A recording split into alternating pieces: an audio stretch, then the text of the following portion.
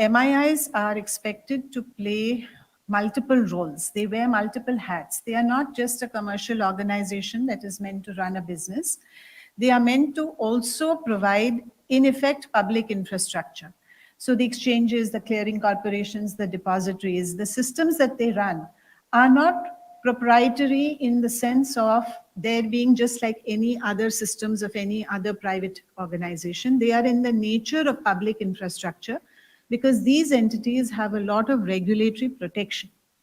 So given that they have a lot of regulatory protection, they are expected to run their systems in the form and manner of it being a public infrastructure and not just their own proprietary systems.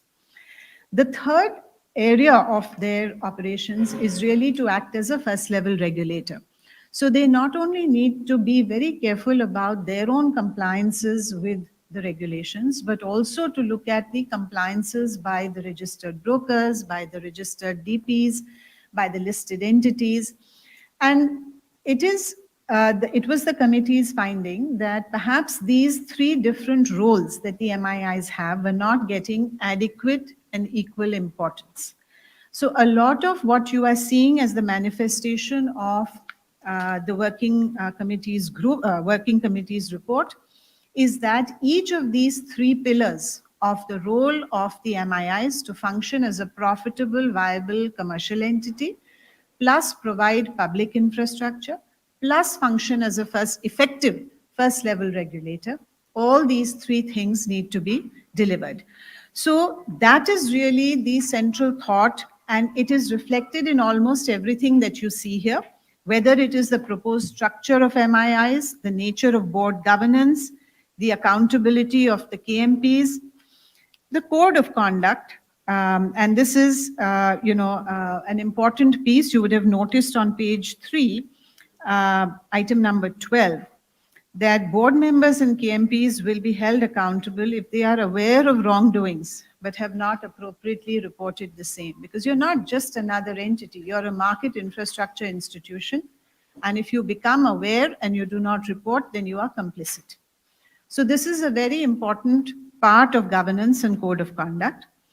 And overall, therefore, the objective is that this should bring in much more balanced operations of the MIIs with a lot of transparency and accountability.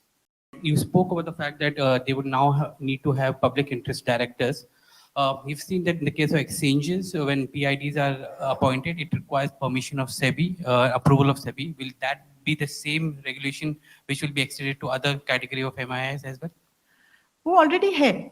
In fact, that was one of the recommendations that SEBI did not accept from the committee. The committee had recommended moving the number of public interest directors, which is currently at 50%, to 67%. And SEBI felt that that would be too intrusive and not required.